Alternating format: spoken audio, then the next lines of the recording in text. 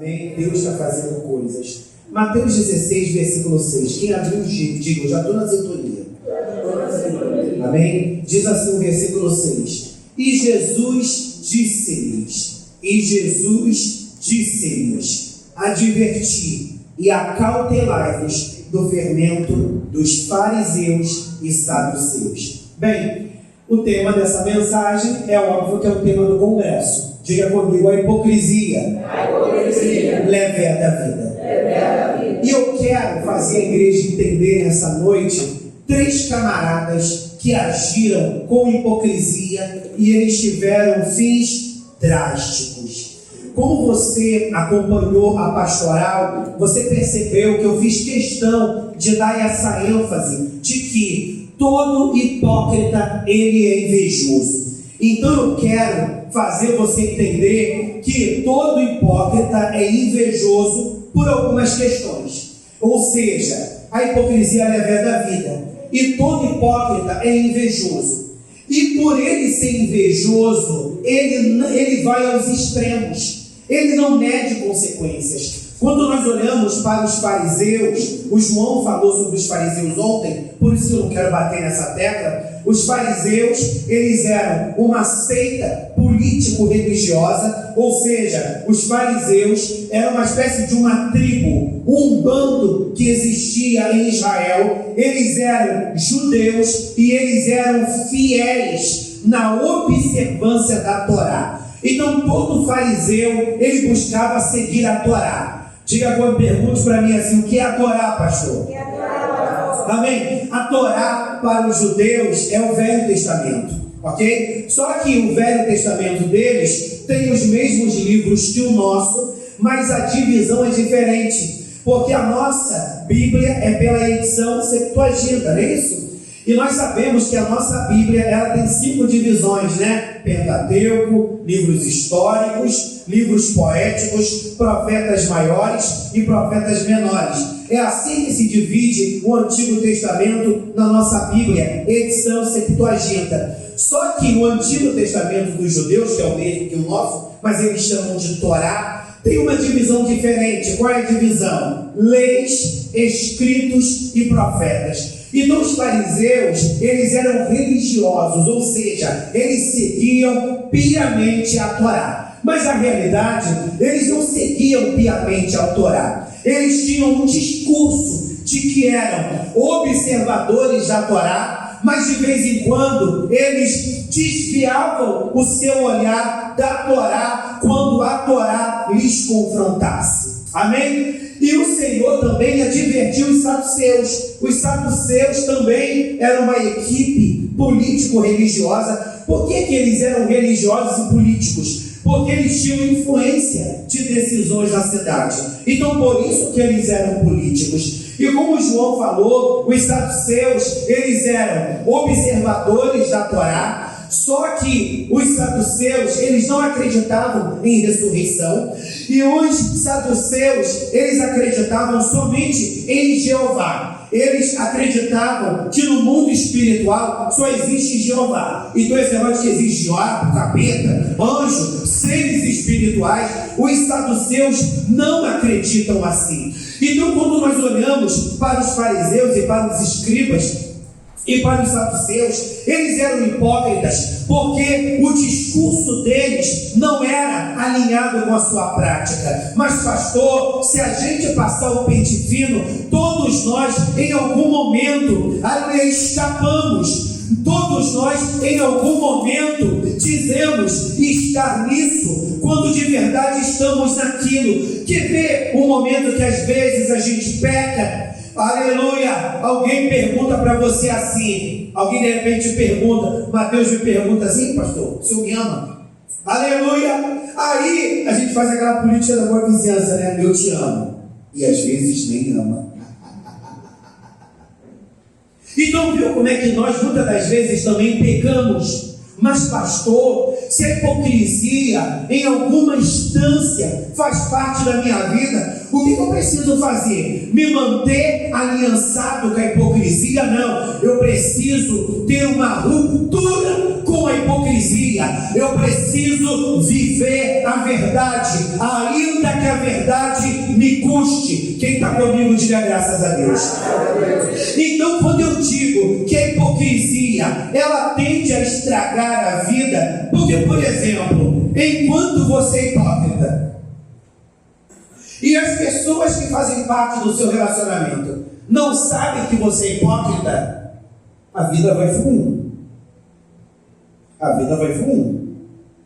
Mas quando alguém descobre a tua hipocrisia, o que as pessoas fazem? Eu não quero andar mais com o Mateus, não, quero capa pura. E eu não quero andar mais com o pastor Henrique, não. O pastor Henrique é capa pura. É mais ou menos assim?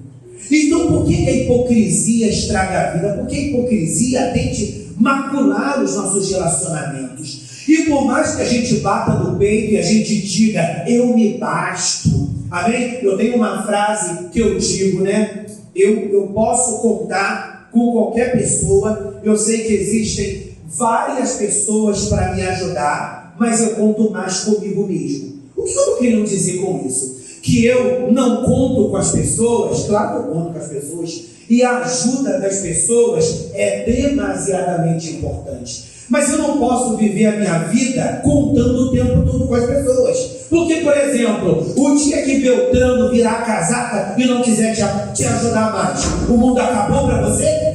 O dia que Ciclano se revoltar e não quiser mais caminhar com você, acabou para você? Não, meu irmão. Nós precisamos entender que nós precisamos aprender a andar junto, mas nós precisamos aprender a andar sozinho quando for necessário. O que o Senhor disse para os discípulos? Olha, o pastor vai ser ferido e as ovelhas se dispersarão. De quem Jesus estava falando? Dele mesmo. No momento em que ele seria preso.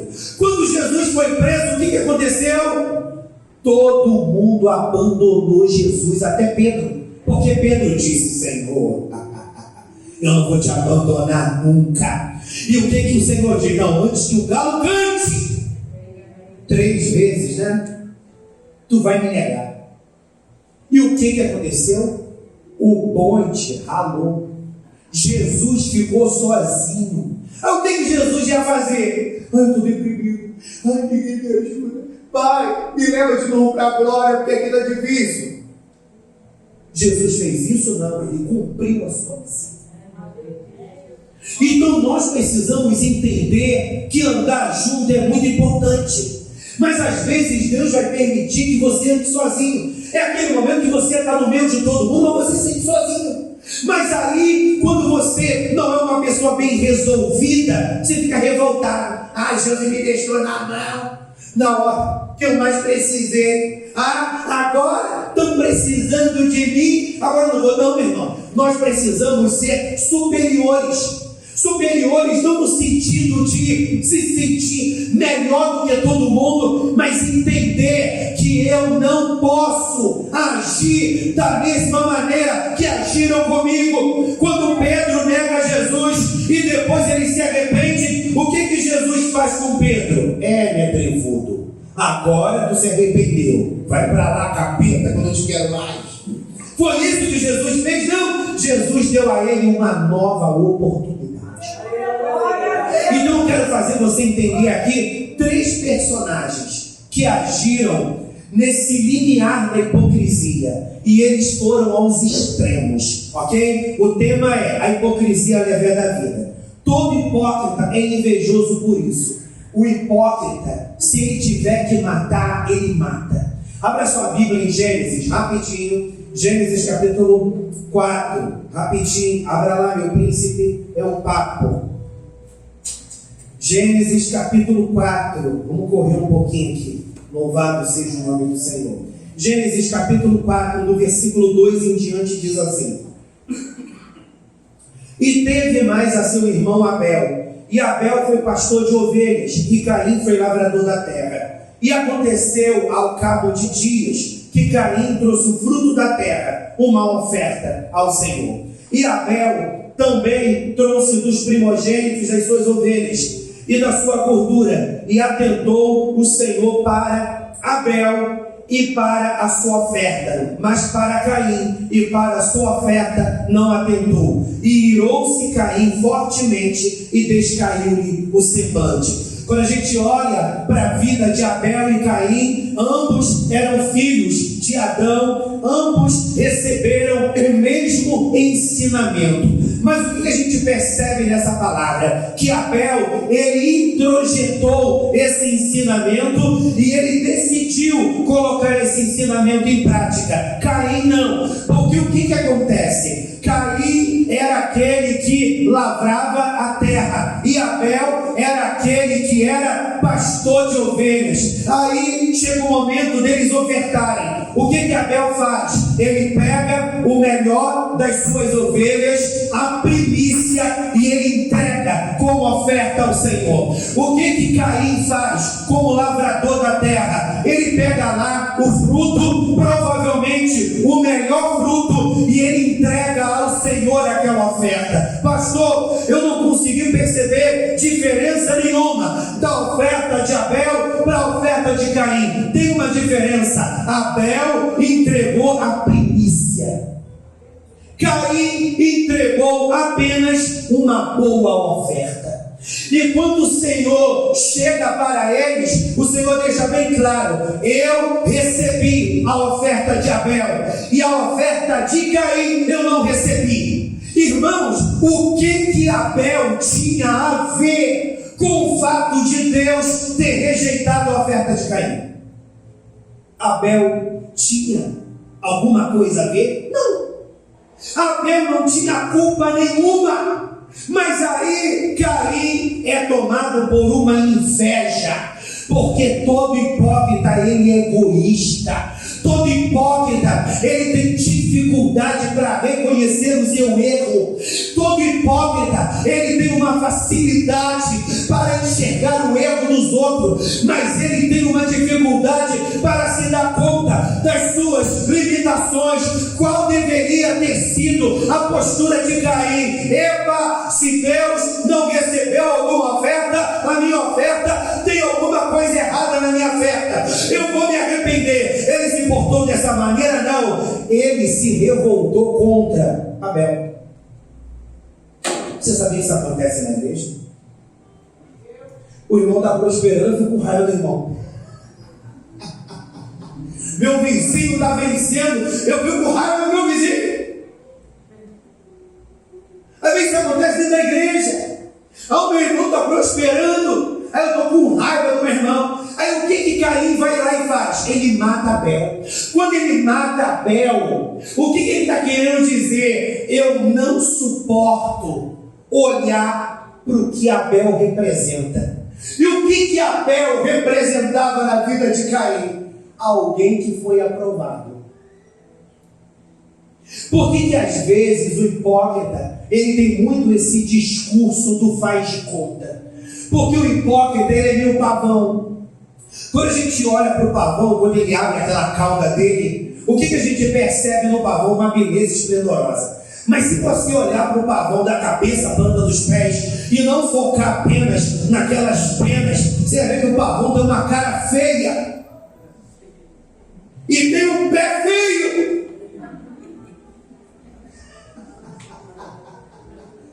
Ou seja, ele quer que as pessoas olhem somente para aquele colorido das suas flores, das suas penas. E às vezes o hipócrita tem muito disso. Poxa, mas eu sou tão maneiro nisso, me aceita. Eu sou tão maneiro naquilo outro, me aceita. Você percebe que Deus foi radical, porque Caim ele não entregou um fruto podre. Caim ele não entregou um fruto qualquer, ele entregou um fruto bom, mas ele não entregou certo.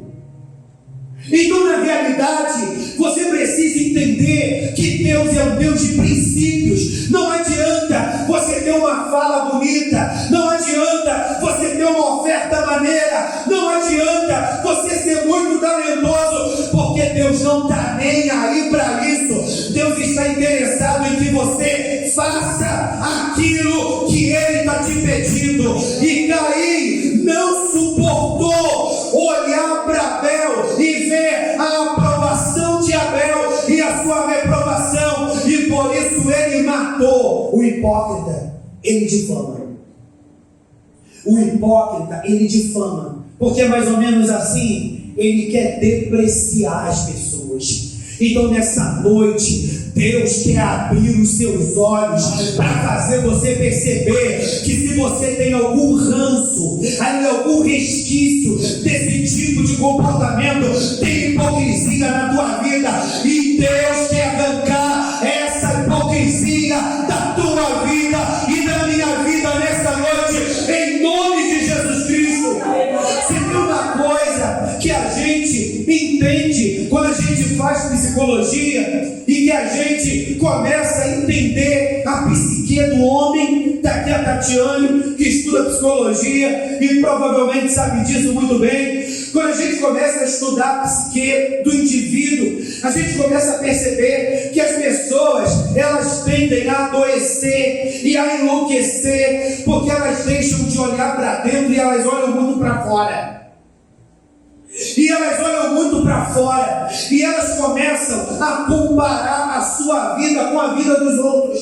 E quando a gente compara a nossa vida com a vida dos outros, a gente sempre vai ver coisa boa na vida do nosso irmão, e a gente sempre vai ver coisa ruim na nossa vida, e dessa forma a gente adoece. Na realidade, um homem saudável é um homem que olha para dentro dele e ele vive a vida da melhor maneira que lhe é possível. Quando a gente olha para um hipócrita, ele está sempre atuando. Eu não posso isso, mas eu vou fingir que posso. Eu não tenho isso, mas eu vou fingir que tenho. Porque o hipócrita, ele é egoísta, e o egoísta, ele é muito pequeno. E por ele ser muito pequeno, meu irmão, tudo o abate ele. Mas em nome de Jesus, o Senhor quer que você aprenda a se amar. O Senhor quer que você aprenda a se valorizar. Queremos chure como na graça. Uma vez eu ouvi de uma pessoa: pastor, você é muito convencido. Aleluia! Você não é isso tudo, não. E essa pessoa pensou que ia me abater. E eu falei: eu sei que eu não sou isso tudo mesmo. Eu sei que eu não sou isso tudo que você imagina que eu sou, mas eu sei que eu sou. Narábia, colevácia. Deus hoje quer tirar essa síndrome de Caim da tua vida. E Deus quer olhar, quer fazer com que você olhe para Abel e não veja em Abel um inimigo. Veja em Abel alguém que venceu. E se Abel venceu e ele está no caminho certo, vamos trilhar o caminho de Abel. Você já viu como é que as pessoas ao longo da vida falam mal umas das outras? Quando eu olho para a minha trajetória ministerial, eu já encontrei muitas pessoas que se colocaram no meu caminho ou tentaram trazer mensagens para de alguma maneira me fazer acreditar que eu não tinha chamado e que eu deveria desistir. Mas irmãos, sabe quando a gente desiste? Quando a gente não tem certeza do nosso chamado. Porque quando a gente não tem certeza do nosso chamado, a avaliação de fora sempre pesa. Mas quando você tem certeza do seu chamado, a avaliação de fora vai pesar para algumas considerações, não para definir o teu destino. Quem está comigo, diga graças a Deus. Aleluia, eu coloquei uma frase: não adianta você fazer bem, você precisa fazer certo. Aleluia! Diga comigo, não adianta fazer bem, você tem que fazer certo. Porque Caim fez bem, mas ele não fez certo. Vamos continuar. Abra sua Bíblia em Números. Vamos ver outro hipócrita. Números, capítulo 23. Pastor, palavra de hipocrisia é tão duro. Só Jesus, hein? Fazer o quê? Fala com o varão. O varão que me deu essa palavra. E eu não tenho dúvida disso. Uma vez agradeci, falou assim: pastor, eu amo as campanhas do Senhor, que o Senhor revela para o Senhor. Mas o Senhor às vezes traz umas campanhas com os temas difíceis, né? É a vibe do varão da minha vida. E se vocês estão aqui na qualidade de filhos, é porque Deus quer alimentar vocês com essa vibe. Ou você que é pai, você que é mãe, quando você faz compra e você prepara aquela comida maneira, você prepara aquela comida maneira para alimentar o filho dos outros ou para alimentar seus filhos? Aleluia. Então diga para a pessoa que está do teu lado: come dessa comida, você é filho. Come dessa comida, você é filho. Números 23, esse cara aqui é um hipócrita. Meu irmão, caps look, né? Caixa alta. Números 23, rapidinho. Então Balaão, Números 23. Então Balaão disse a Balaque: edifica-me aqui 7 altares e prepara-me aqui 7 bezerros e 7 carneiros. Fez, pois, Balaque como Balaão dissera, e Balaque e Balaão ofereceram um bezerro e um carneiro sobre cada altar. Então Balaão disse a Balaque: fica-te ao pé do teu holocausto, e eu irei. Porventura o Senhor me sairá ao encontro, e o que me mostrar te notificarei. Então foi a um alto, e encontrando-se Deus com Balaão, diga comigo: Deus falou com Balaão. Deus falou com Balaão. Amém. Lhe disse este: preparei 7 altares e ofereci um bezerro e um carneiro sobre cada altar. Então o Senhor pôs a palavra na boca de Balaão e disse: torna para Balaque e fala assim. E tornando para ele, eis que estava ao pé do seu holocausto, ele e todos os príncipes dos Moabitas. Então alçou a sua parábola e disse: de Arão me mandou trazer Balaque, rei dos Moabitas, das montanhas do Oriente, dizendo: vem, amaldiçoa-me a Jacó, e vem, detesta a Israel. Permaneça com a Bíblia aberta. O que esse texto está querendo dizer? Balaque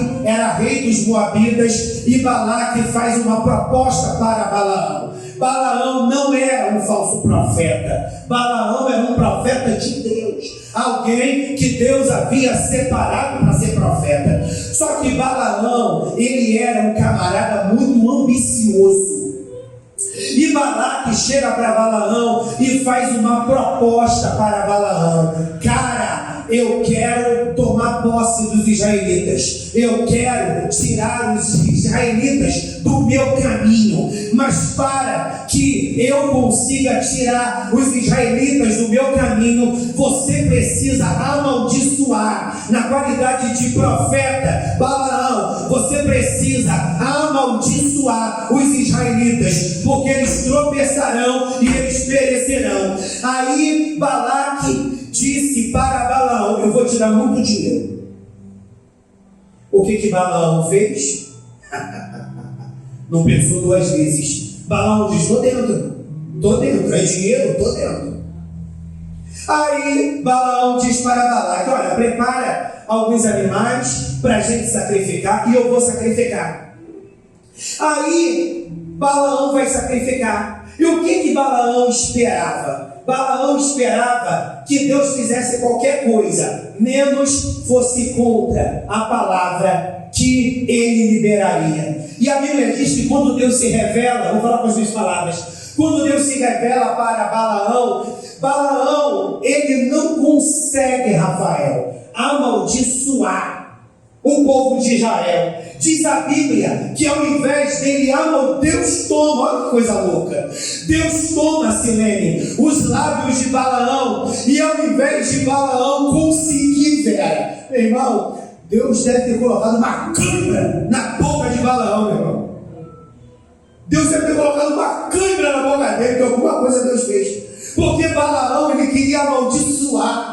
E Deus coloca uma palavra na boca de Balaão, e Balaão não consegue escolher para falar outra coisa, ele fala aquilo que Balaque não queria ouvir. O que Balaão faz? Balaão, ao invés de amaldiçoar o povo de Israel, abençoa o povo de Israel 3 vezes. Aí Balaque chega para Balaão: ué, cara, eu te pedi dinheiro para você amaldiçoar o povo, e você abençoa. Vamos falar no jejum. Tá de graça com a minha cara, né? Tu tá querendo me tirar, vou botar. Aí vamos pro versículo 18. Rapidinho. Versículo 18. Então alçou, capítulo 23, versículo 18. Então alçou a sua palavra e disse: levanta-te, Balaque, e ouve, inclina os teus ouvidos a mim, filho de Zippor. Ou seja, Deus falando através dos lábios de Balaão. Deus não é homem para que minta, nem filho do homem para que se arrependa. Porventura diria ele, não faria, ou falaria e não confirmaria. Eis, olha só esse versículo: eis que recebi mandado de abençoar, pois ele tem abençoado, e eu não posso revogar. Irmãos, um hipócrita, ele tenta perverter o direito. Balaão é a figura da hipocrisia. O que Balaão quis fazer? Eu recebo o dinheiro de Balaque e eu vou tentar amaldiçoar o povo de Israel. Todas as vezes que Balaão tentou usar do seu dom para amaldiçoar o povo de Israel, Deus travou Balaão e Balaão não conseguiu cumprir o seu intento. Pastor, o que você está querendo dizer? Meu irmão, hipócritas vão passar pela nossa vida e esses hipócritas vão tentar de alguma maneira colocar o pé no nosso caminho para a gente cair, mas assim como Deus não permitiu Balaão destruir o povo de Israel, Deus está dizendo: o hipócrita pode ter entrado no teu caminho, mas por 7 caminhos ele vai fugir da tua vida, porque eu não sou homem para que minta, e nem filho do homem para que se arrependa. Mas irmãos, Balaão, ele tinha um capeta no lombo dele, só pode. Ele insiste. Como ele era um hipócrita de verdade, como ele não conseguiu amaldiçoar o povo, ele falou assim: olha, eu não posso amaldiçoá-los, eu não posso derrubá-los, eu não posso destruí-los, mas você pode. De que maneira? Balaque perguntou. Começa a colocar diante deles os tropeços. O povo de Israel é muito inclinado para a idolatria. Então começa a colocar diante deles situações que os levarão ao tropeço. A bênção de Deus vai sair de diante deles e você conseguirá destruí-los. Meu irmão, tem um espírito de Balaão diante de você, ou seja, o diabo não está conseguindo derrubar você, mas o que o diabo está fazendo? Está tentando colocar gente no teu caminho para minar as suas forças, para minar o teu ânimo, para minar a tua motivação, com palavras de injúria, com palavras depreciativas ou com olhares para minimizar você. Mas hoje Deus está dizendo, como Balaão não conseguiu, os hipócritas não conseguirão destruir a tua vida, não conseguirão levar. Aleluia! Todos nós vamos nos deparar com alguém que diz que nos ama e fala mal da gente. Todos nós, se não nos deparamos ainda, vamos nos deparar. Todos nós vamos nos deparar com alguém que é um tcheco. Mas daqui a pouco a pessoa vai virar casaca. Todos nós, se não nos deparamos ainda, nos depararemos. Mas bota uma coisa na tua cabeça. Balaão disse para Balaque: eu não posso revogar. O que é revogar, Renata? É retirar. Bota uma coisa na tua cabeça, meu irmão. Ninguém pode tirar o que Deus colocou na tua vida.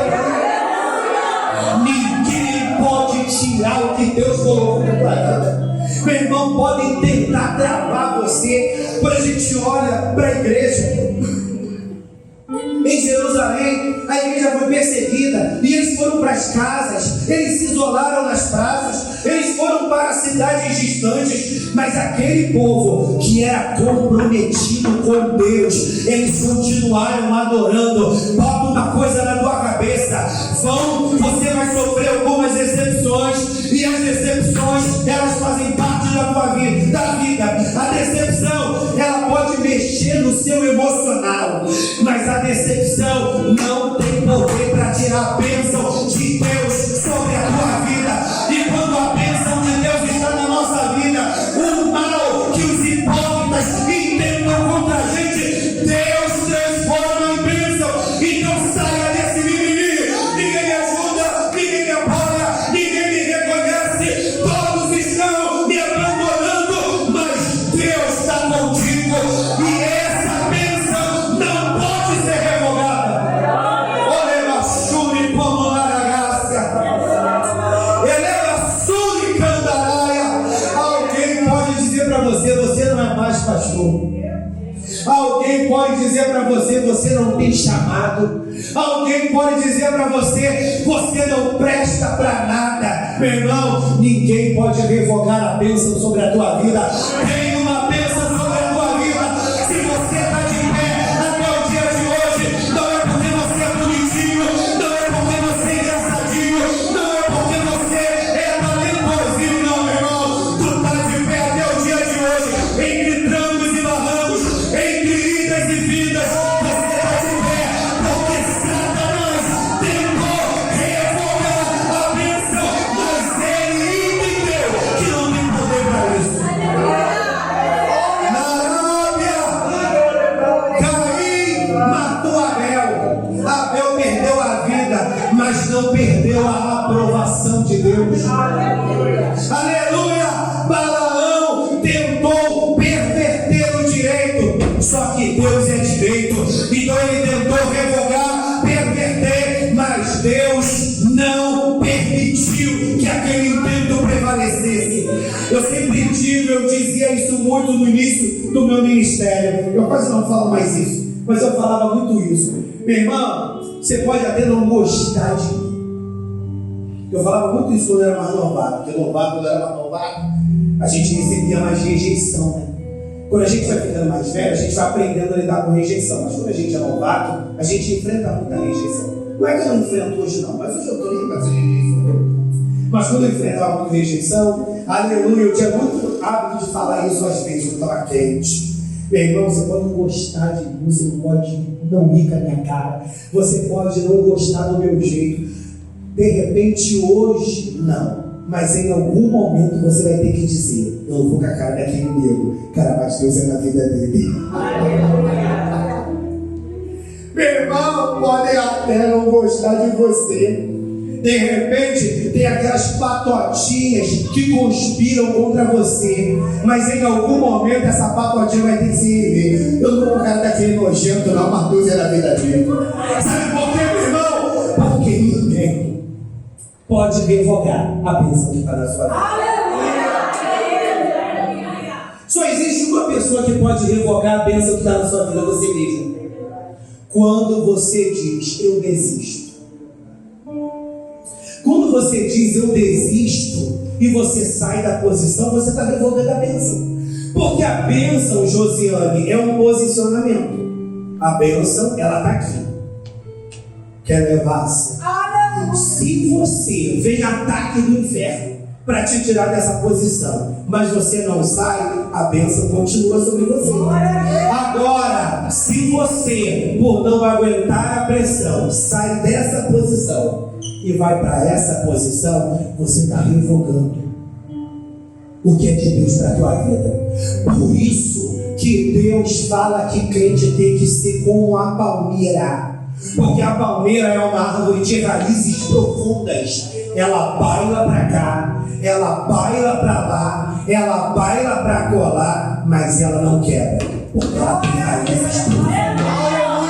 Deus quer que você entenda que a hipocrisia não pode minar a sua vida, porque o hipócrita, meu irmão, ele é sutil, ele é venenoso, ele mascara as coisas e ele destrói relacionamentos e às vezes até ministérios.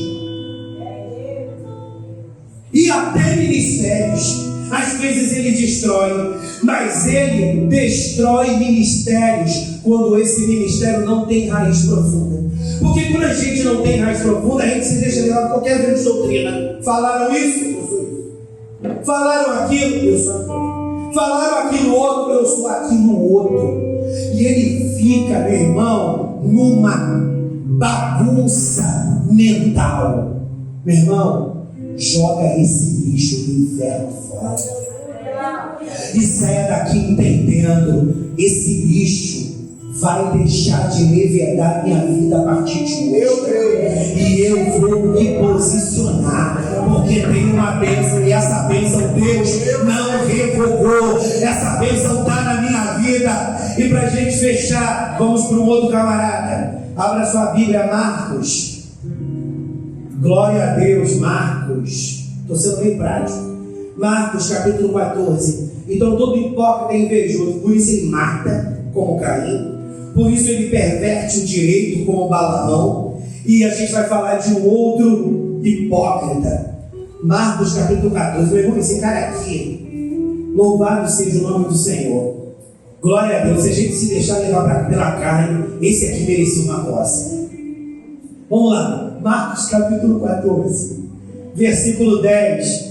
Meu príncipe e minha princesa, diz assim: e Judas Iscariotes, um dos 12, foi ter com os principais dos sacerdotes para lhe entregar. E eles, ouvindo, alegraram-se e prometeram dar-lhe dinheiro, e buscava como o entregaria em ocasião oportuna. Ou seja, Jesus está numa ceia. Aqui eu não vou ler todos os textos, mas tem um outro texto que eu vou ler. Jesus está numa ceia e está ali todos os seus discípulos. Os judeus, eles tinham o hábito de se cumprimentar através do ósculo santo. E o que é o ósculo santo? É o beijo na face. Amém? Então os judeus chegavam, ao invés de apertar a mão, eles iam lá e beijavam. Aí Jesus diz: um dos que beija vai me trair. Só que Jesus era enigmático. Todos beijaram Jesus. Não, aquele que põe a mão na comida, comigo vai me trair. Gente, todo mundo na comida. Jesus era terrível. Porque Jesus, ele não tem intenção de envergonhar ninguém. Ele tem intenção de fazer você entender. É para você, come. É para você, come. Ninguém precisa saber. Quem está comigo, eu digo, eu estou entendendo. Então quando Jesus diz: olha, quem me beijou vai me trair, todo mundo beijou. Olha, quem põe a mão na comida comigo vai me trair, todo mundo colocou a mão na comida. Só que o texto de Lucas diz que o diabo já tinha entrado no coração de Judas. Então, na realidade, Judas já estava na ceia,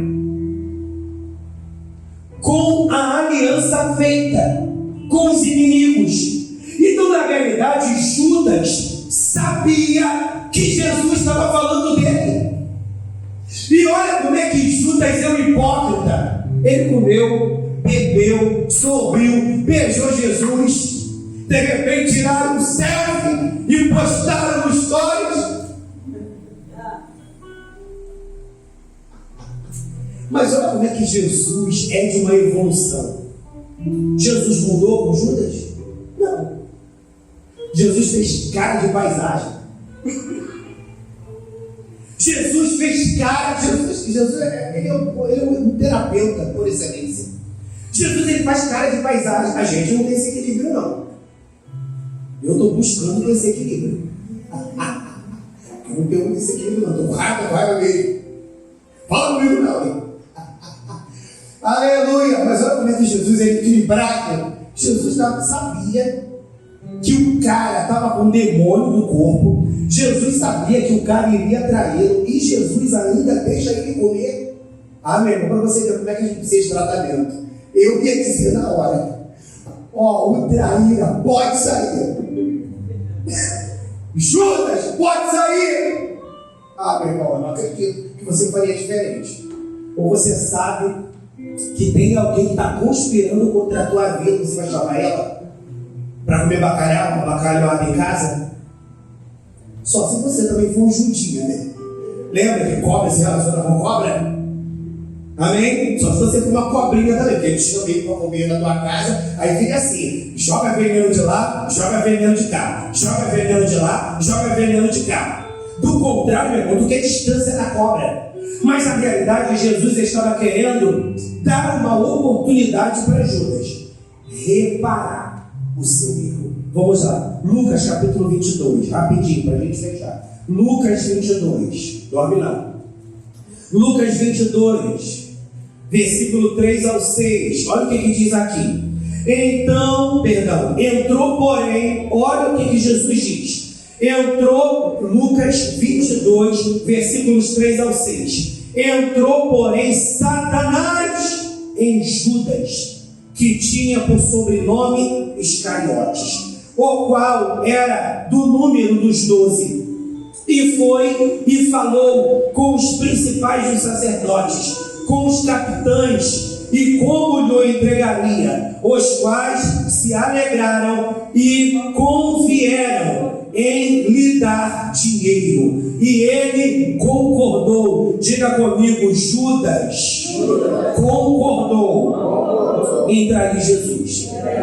Segura aí. E buscava oportunidade para lhe entregar em alvoroço. Ou seja, ele vendeu Jesus e estava tramando para ver qual seria o momento para ele dizer: agora podem prender esse camarada. Mas pastor, como alguém que recebeu a palavra, recebeu a doutrina, recebeu o amor, pode se tornar uma pessoa tão perversa?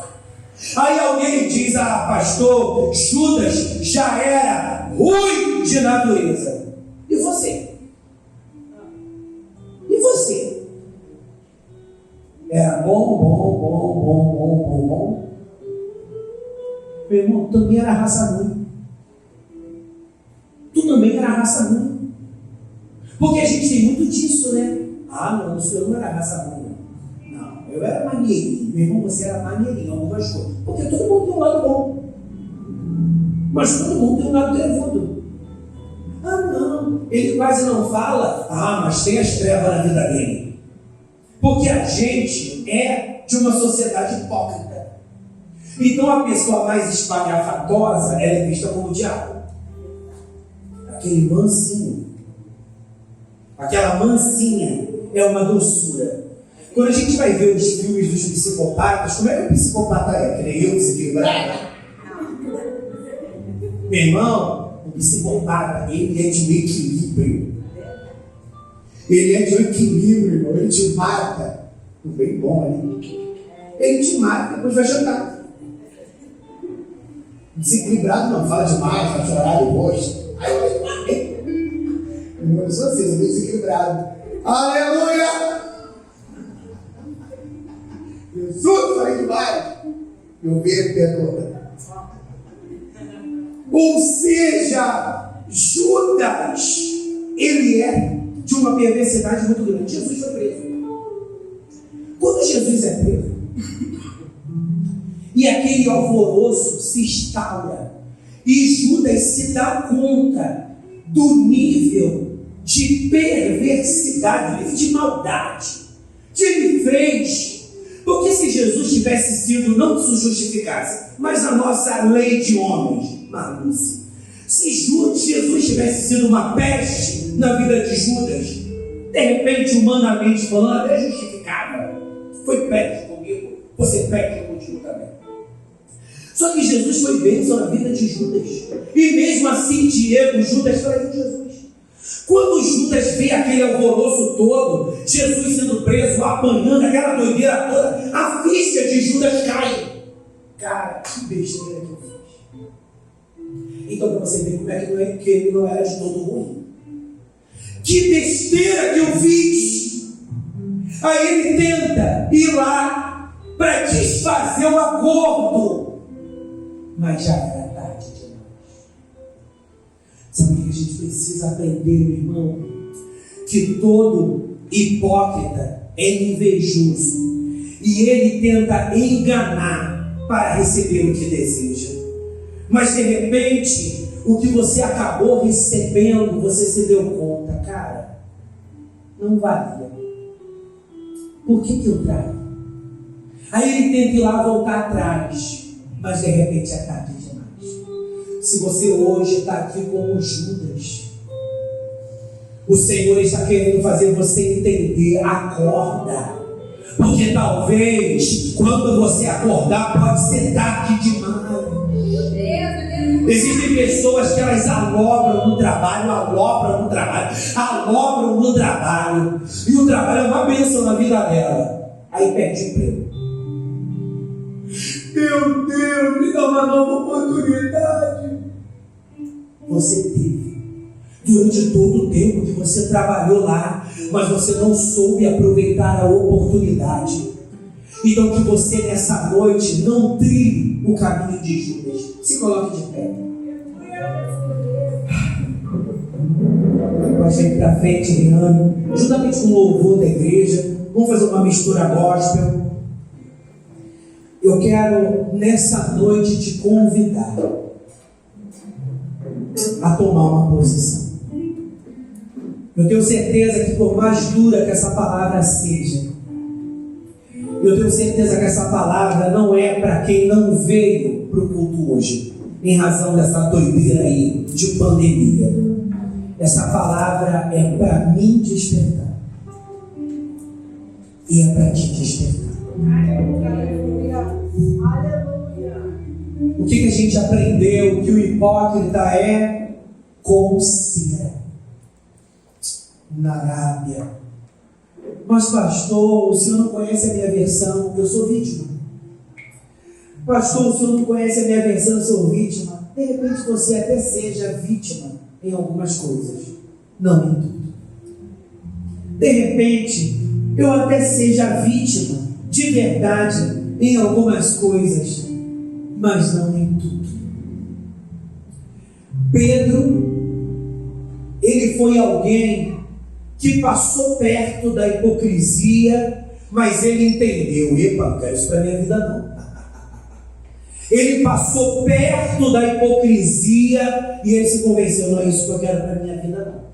Porque Pedro não traiu Jesus, mas o que ele fez? Ele se arrependeu.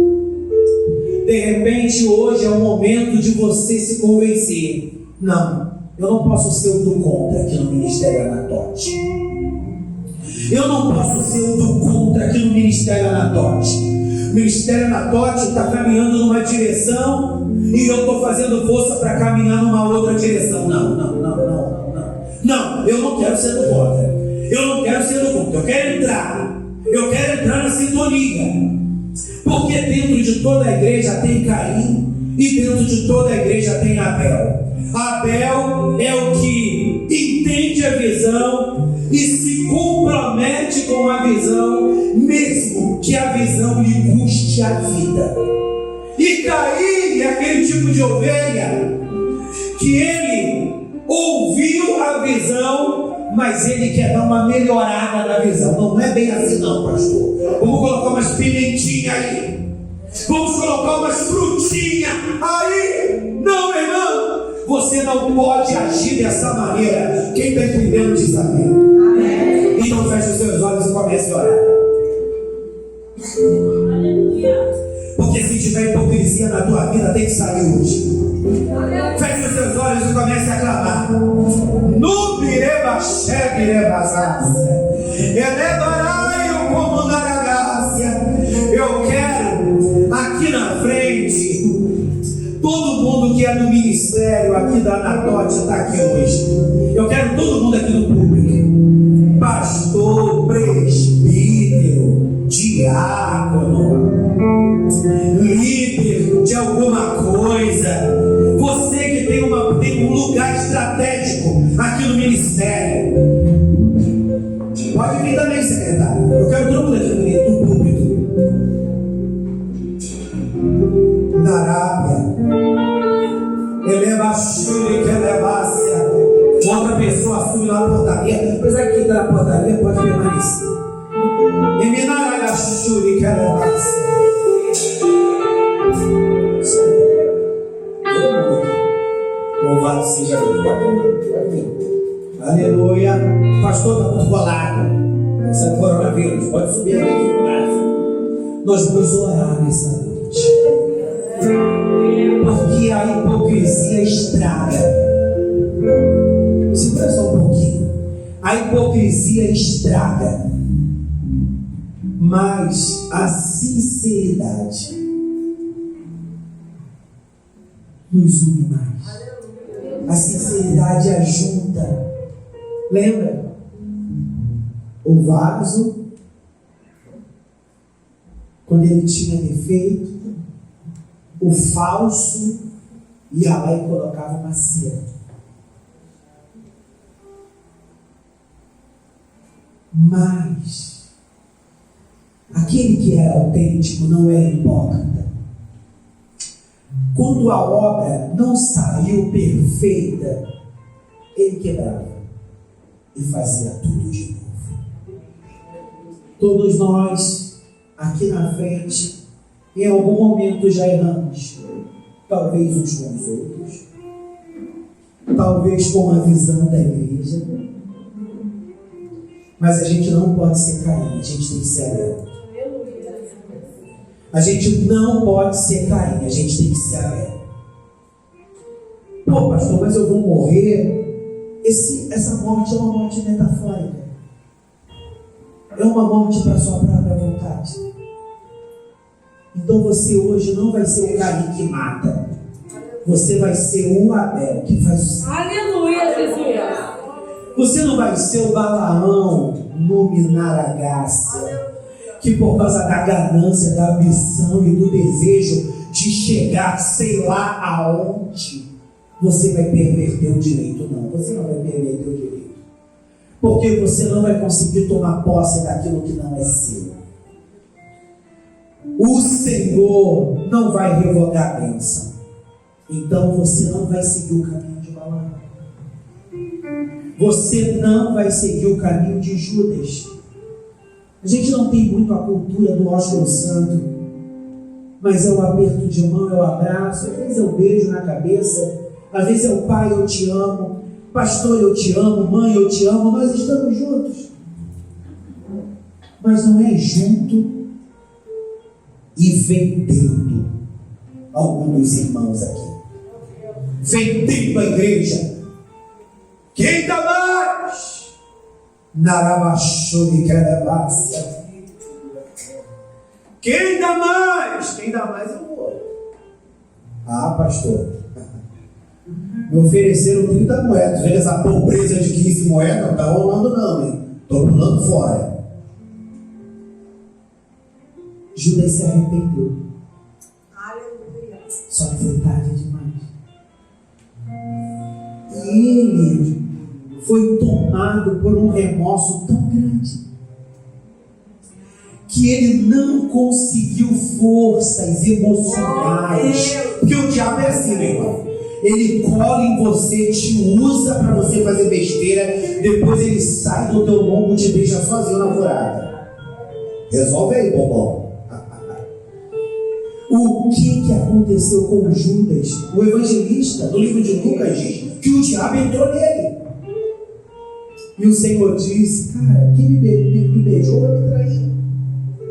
Quem colocou a mão na comida comigo vai me trair. O que Judas deveria falar? Cara, esse cara tem revelação. Ele está falando de mim. Não, essa ganância não pode me dominar. Essa ganância não pode me dominar. Não, a minha aliança tem que ser maior do que a minha ganância. mas ele acabou sendo consumido pela culpa e ele preferiu se matar. Ou seja, um grande ministério que poderia fluir através da vida de Pedro, de Judas, morreu porque ele foi um hipócrita e sustentou essa posição até o final da sua vida. Eu queria orar junto com o ministério para que o Senhor nos tire desse lugar de hipocrisia. Eu queria que o pastor Robson não pôde estar aqui, o pastor Robson não está bem hoje, de saúde, vamos orar pelo servo do Senhor. Mas a gente bota algo na mão, porque a gente vai ungir as mãos uns dos outros. Amém? Então você não vai ungir o esposo e minha esposa, você vai ungir uma outra pessoa. Amém? Mas pastor, não dá para todo mundo. Unge a pessoa 2 vezes. É como se você dissesse assim, ó, dá aqui a mão, Selma. Assim, Selma, eu te abençoo. E a Selma vai dizer para mim assim, eu te abençoo. Então a gente vai abençoar uns aos outros, para Deus fortalecer a nossa sinceridade. Aleluia. Porque você vai olhar no olho de alguém, você vai ter que abençoar. Mas pastor, eu não estou preparado para abençoar ela. Você vai dizer, eu estou com ódio de você, eu não tenho condições para te abençoar não, mas eu queria liberar meu coração nessa noite. Eu estou com raiva de você, Michele, eu não tenho condições para te abençoar hoje, mas eu quero romper com essa resistência, porque eu quero te abençoar. Quer levar? É Minaragachuri, Kalahai. Eu vou orar e depois vocês cantam. Pastor, depois que a gente se ungir, eu posso ir para o trabalho da igreja e abençoar alguém? Sim, porque o que Balaão fez? Ele se preparou para amaldiçoar. Só que o que Deus fez? Eu estou confabulando. Deus colocou uma câmera na boca dele e ele acabou falando aquilo que ele não queria falar. Por que ele falou aquilo que ele não queria falar? Porque Deus estava dizendo para Balaão, eu não te quero na hipocrisia. Então você não tem que viver com as suas emoções à flor na pele. A minha palavra tem que estar no teu coração. E quando a palavra está no nosso coração, a gente não faz aquilo que a gente está sentindo, a gente não faz aquilo que a gente está querendo, a gente fala o que a gente fala e faz o que a Bíblia diz que precisamos fazer. Vamos orar? Senhor, na autoridade que é no nome de Jesus Cristo, nós estamos em um ambiente profético nesta noite. E é um ambiente aonde nós vamos sair desse lugar de hipocrisia que mata, de hipocrisia que leva chuli, que leva que perverte o direito, e desse lugar de hipocrisia que vai vender o amigo, que vai vender o irmão, que vai vender o ministério, que vai vender o pastor, em nome de uma ambição. A gente vai sair hoje desse lugar de hipocrisia, porque a gente está junto como igreja. Não é porque a gente é perfeito, não é porque a gente não tem problema, pelo contrário, temos problemas, temos até diferenças, mas os nossos problemas e as nossas diferenças não são maiores que a nossa aliança. Senhor, assim como os discípulos disseram para Jesus, Senhor, para quê aceitar essa essência? E o Senhor explica a eles, e eles se submetem àquela orientação. Pai, fortalece o ministério Anadote,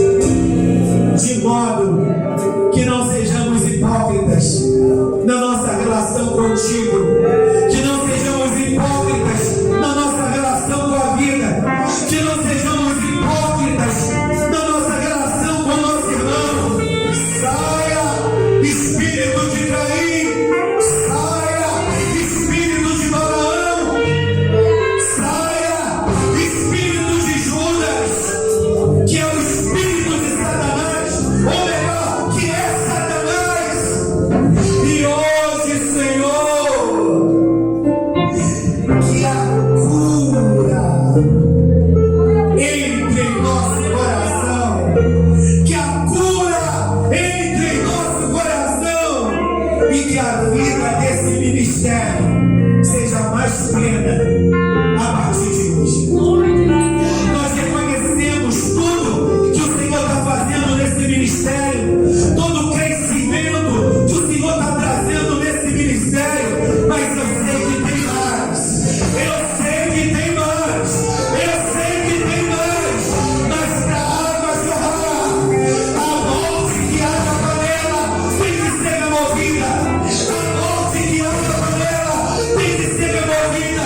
Deus, aqui não pode ser um lugar que mata profeta, aqui tem que ser um lugar que restaura profeta, levanta profeta, aqui não pode ser um lugar que mata ministérios, aqui precisa ser um lugar aonde os ministérios nasçam. Senhor, eu quero abençoar cada um desses filhos que estão aqui na frente, em nome de Jesus. Amém. Vamos lá, vamos abençoar uns aos outros.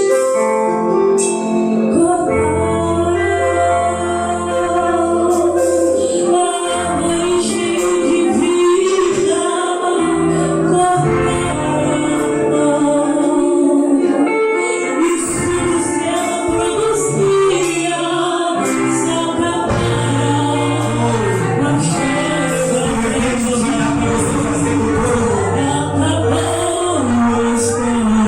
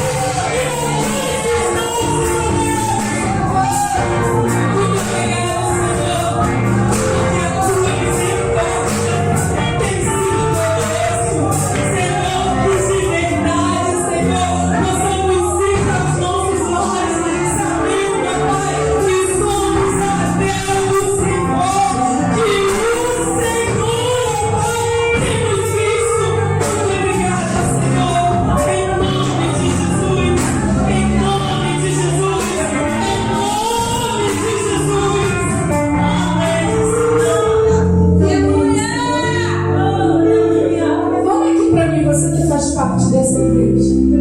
A gente está em 3 dias de congresso profético, irmãos. São 3 dias de festa. E eu quero te dar um conselho. Hoje, quando você for para a sua casa e você chegar na sua casa, amanhã a gente finaliza esse congresso. Mas eu quero que você hoje, irmãos, faça um sacrifício. Quem é dessa igreja? Faz assim. Quem é dessa igreja? Levante na madrugada e clama. Pelo nosso